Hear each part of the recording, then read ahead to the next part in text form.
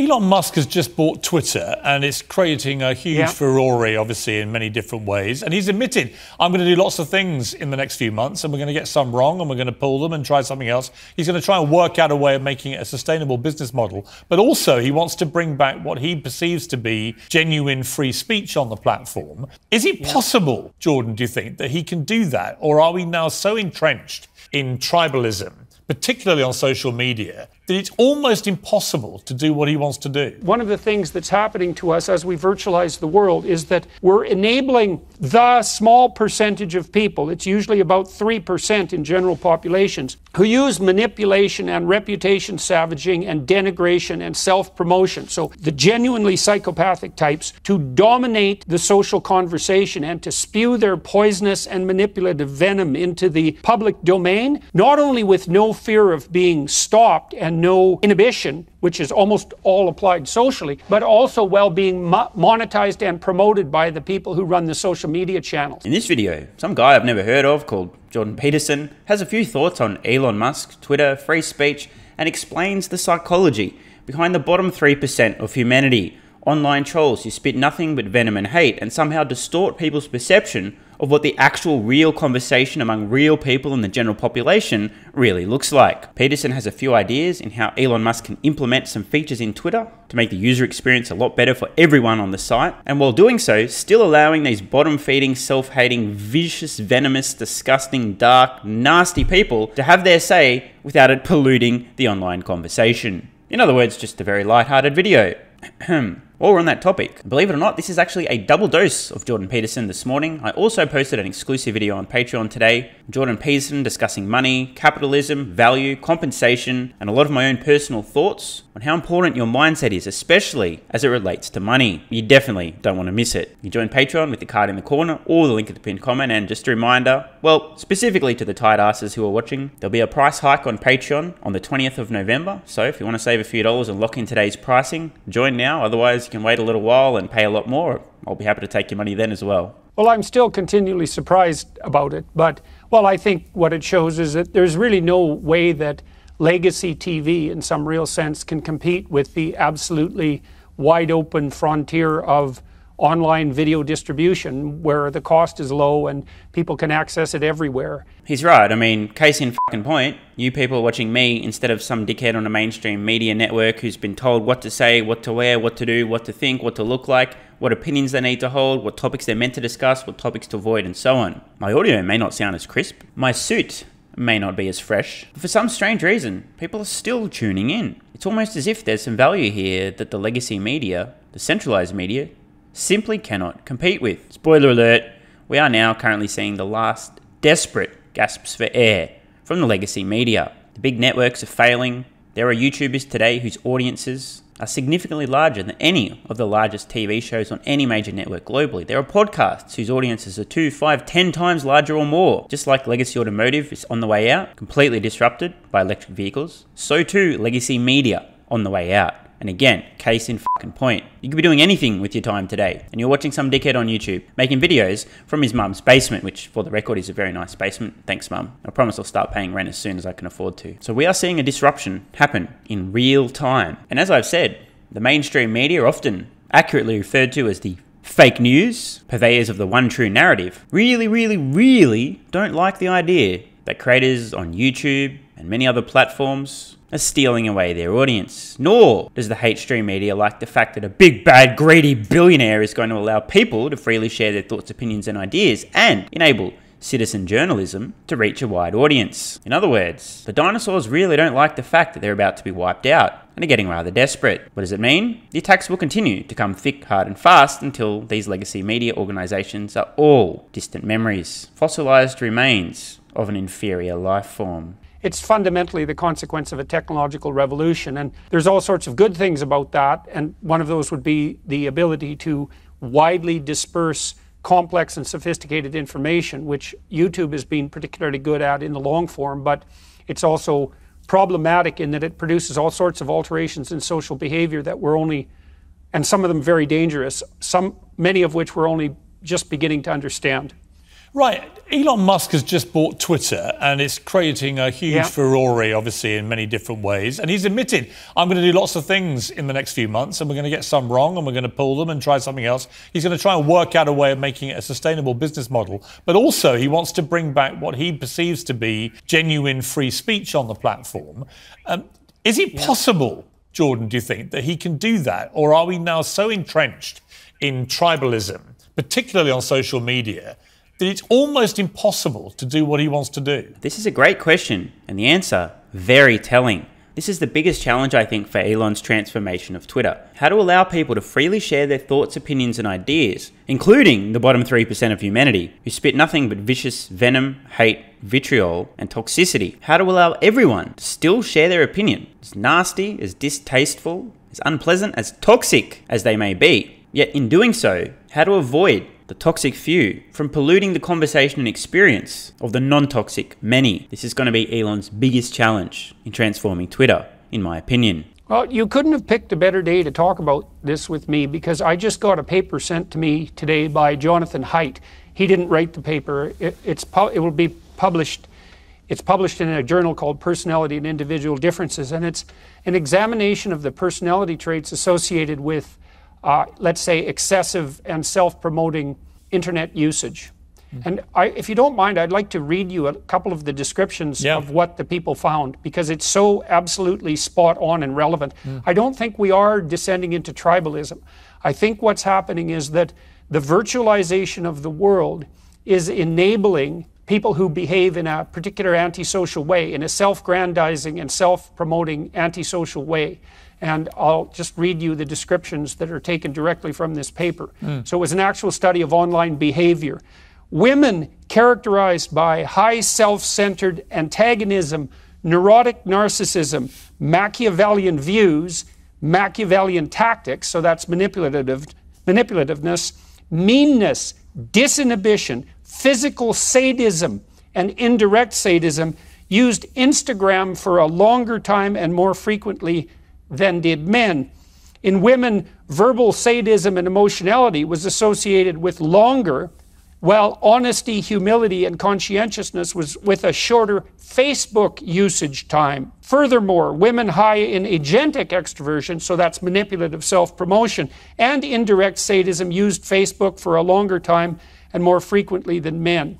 And so I've thought for a while that one of the things that's happening to us as we virtualize the world is that we're enabling the small percentage of people, it's usually about 3% in general populations, who use manipulation and reputation savaging and denigration and self-promotion, so the genuinely psychopathic types, to dominate the social conversation and to spew their poisonous and manipulative venom into the public domain, not only with no fear of being stopped and no inhibition, which is almost all applied socially, but also while being monetized and promoted by the people who run the social media channels. Nail on the fucking head. This is so important, such a compelling insight, so relevant, so on point. And just for the record, if you're a supporter on Patreon, you'll have recently seen the video where I went through some of the hashtags, Chief Twat. We saw an example of exactly this. The worst examples of humanity having their voices massively amplified. Every society forever has had to contend with a small percentage of people who will utilize all the benefits of society only for themselves. They had to contend with the fact that those people, if not brought under control, can demolish the structure of the entire society. And I think the polarization that we're feeling is a consequence of their untrammeled expression online, Instagram, Facebook, and in online comment forums like Twitter.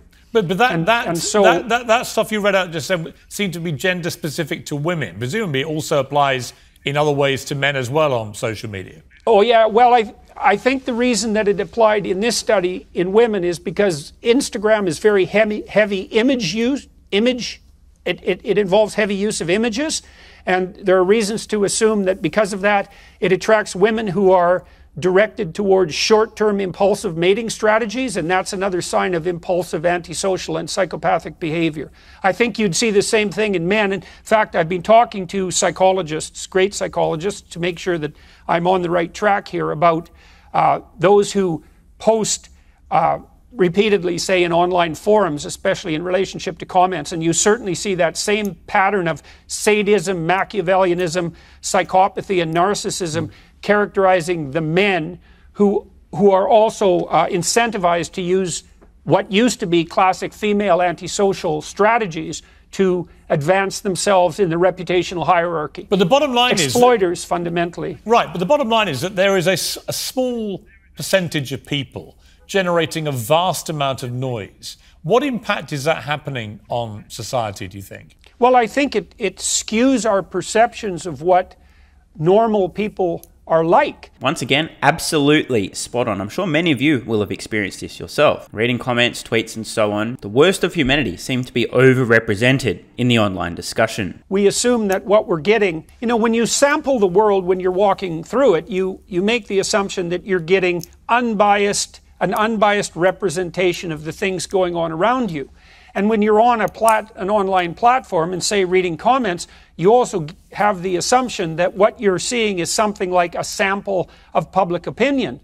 But it's not. You know, because if 10 strangers came up to you randomly in the street, then you'd have a bit of a sample of what people randomly think. But behavior online isn't random, and the people who post aren't precisely normal. And I have been talking with Jonathan Haidt and Jean Twenge about this, and I think they might know more about it than anybody else in the world. And it's pretty clear that the people who are dominating, say, online comment sections, and I would especially say this is true of the people who post anonymously, and there's other markers for this sort of behavior as well, they dominate the political discourse. And what's happening in some sense is that we have a new form of pollution that's also corporate sponsored, and it's pollution of the domain of public discourse.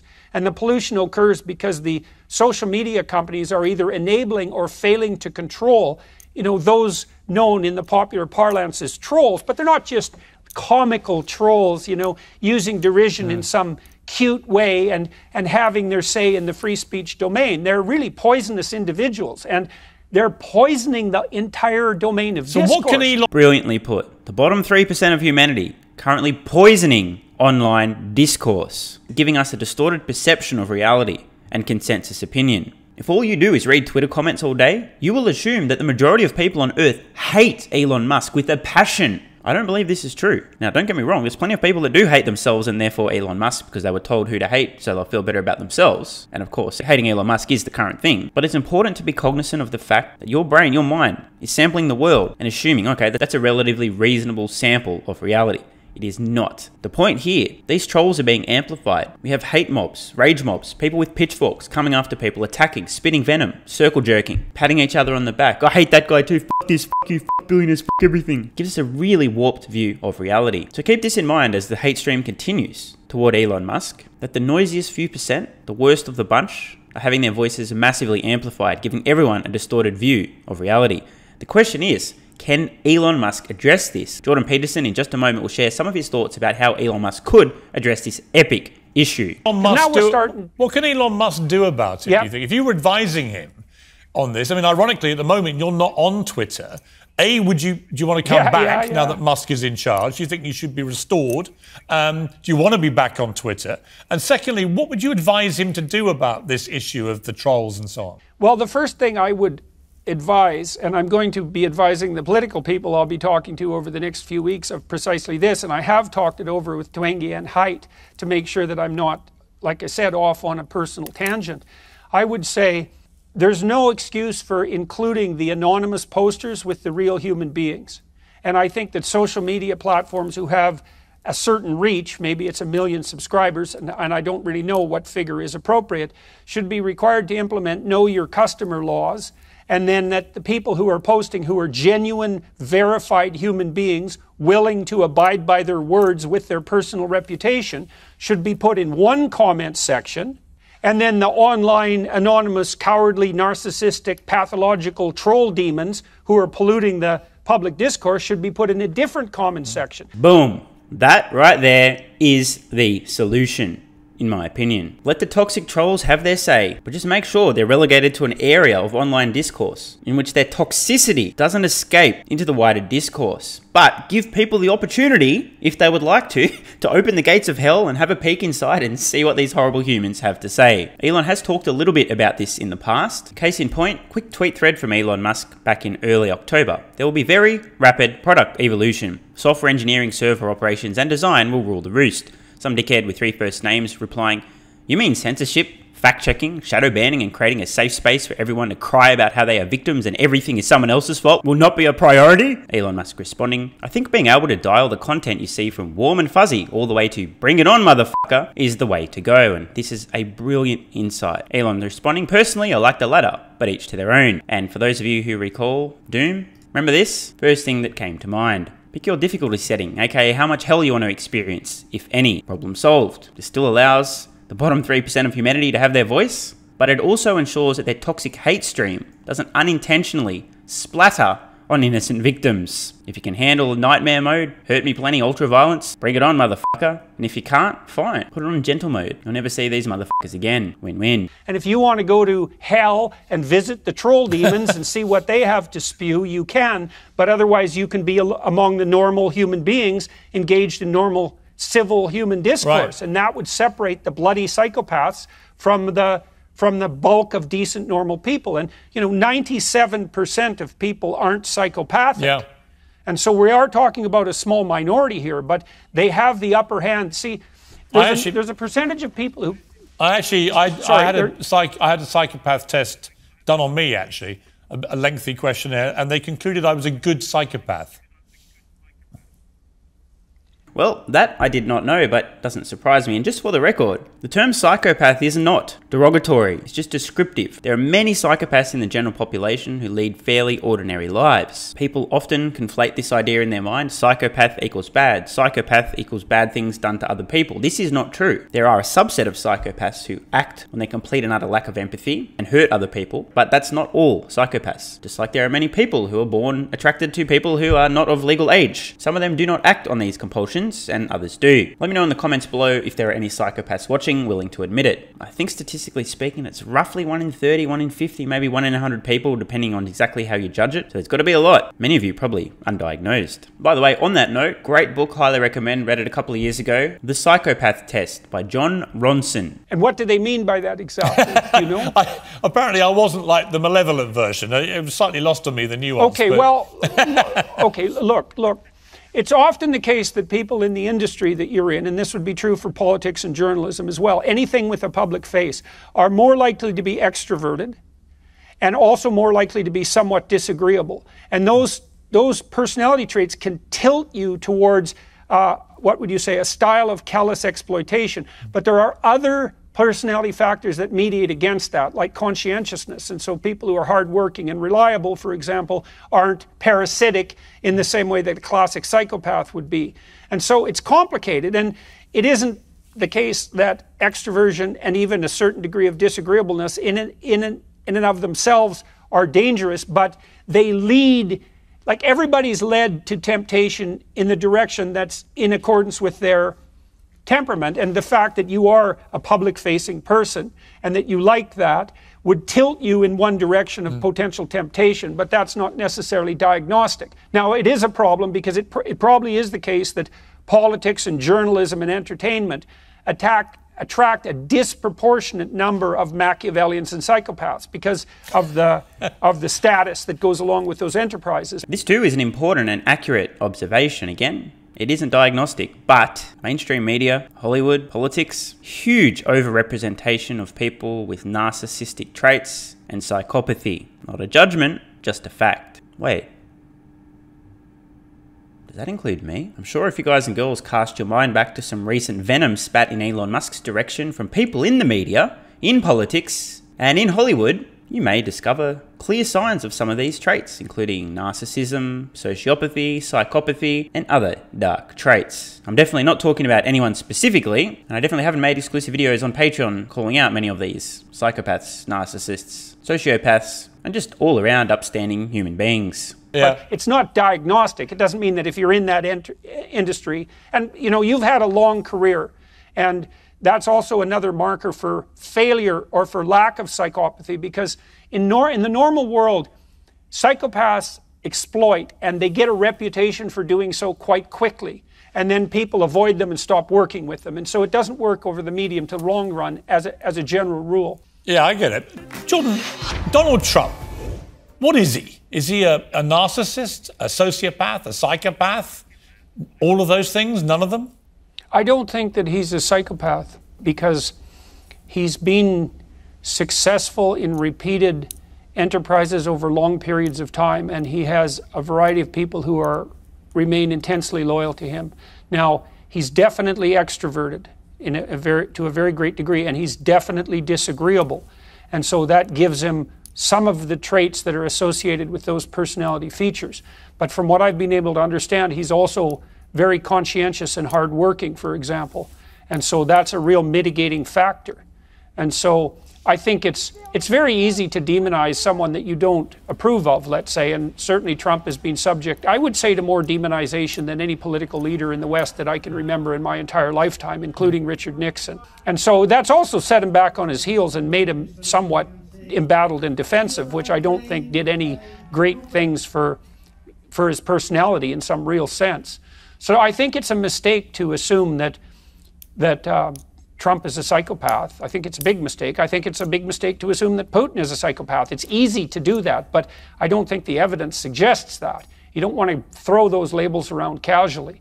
He's right. And this is actually something that comes up often in my private conversations. I can't count the number of times I've had a discussion with somebody who labelled Trump or Putin a psychopath, and I'm like, the fuck are you talking about? Now, I get it. Maybe narcissistic, petty, vindictive, vicious. Like, I get that, okay? But these are not traits of psychopathy. Many people willy-nilly just throw these labels around and don't have any idea what the fuck they're talking about. It's important to be able to discern between a legitimate psychopath and somebody who you just don't like, whose personality rubs you the wrong way. It's much more useful to try to understand, why does this person think the way they think? What is their worldview? What are their values? What are their beliefs? That help to explain their actions and their personality. If Trump was psychopathic, well, he did a pretty good job of keeping the United States clear of war for 4 years. That's pretty damn remarkable. And he did have a big hand in promoting the Abraham Peace Accords. And whoa. He didn't just go there. No, Jordan, you're not allowed to say anything good about Orange Man Bad, because Orange Man Bad is bad, hence Orange Man Bad. You're not allowed to point anything out at all that Orange Man Bad did that wasn't bad, especially the Middle East peace deal and avoiding any new wars, because Orange Man Bad. Now, there's a lesson here, ladies and gentlemen. I'm not just poking the bear for the fun of it, although,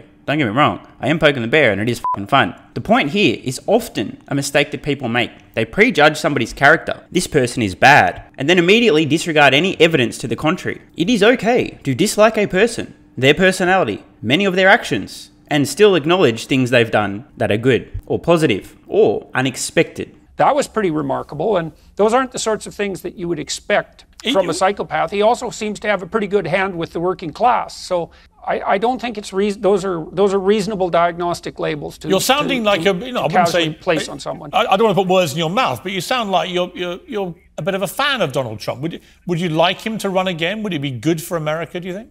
No, I don't think it would be good for America.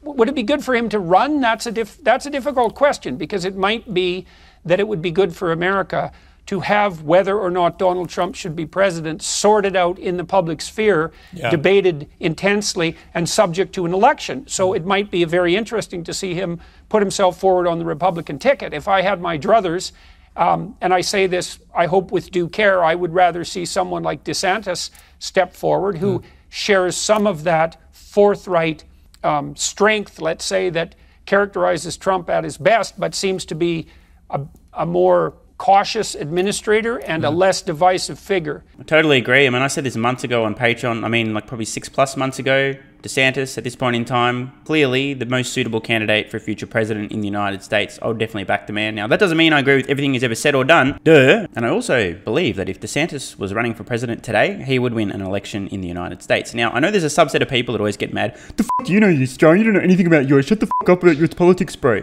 And I would just like to explain why those kind of comments are clear indications that you're not very intelligent. You ready? For some strange reason, these people who, let's be honest, probably lack cognitive faculties in the first place, seem to be under the impression that how close you are geographically located to someone or something is the determining factor as to how much information is available on said thing and how valid your opinion on said thing. Believe it or not, global communications and widely available access to information. One has access to a lot of information irrespective of where they're currently located on planet Earth. I think that would be better because Trump, for whatever virtues he might have, and I think he has the virtues of a Washington outsider, I think that's quite clear. I think that his behavior in the political realm raises the political temperature to a dangerous degree. Yeah.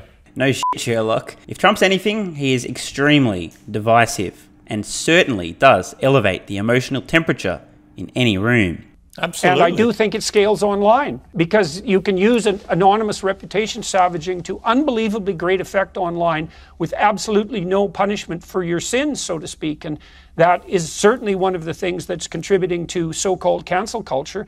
And there's no shortage of that coming from the female side. Now, men can engage in exactly the same strategies, and they do so online, and that's enabled. But it's definitely, see, with men, and I've said this before, and I do believe this to be the case, the ever-present threat of the potential for physical violence keeps men from doing that to each other most of the time in person. Now, this is a very important observation, and he's absolutely right. Is it really worth having your head caved in and suffering permanent brain damage because you wanted to project your self-hatred outward? Probably not in the online domain, especially under the protection of an anonymous username. I'm definitely not referring to any of the Tesla Q trolls. You can do whatever you want. No threat of physical violence or being fed through a tube for the rest of your life. Say whatever you want online. This brings out the worst in the worst of humanity. And that all disappears online, and that means that those who are prone to do such things, to use corrosive and denigrating derision, for example, and reputation savaging, can have a free hand at it, and that includes no shortage of women, and women are often,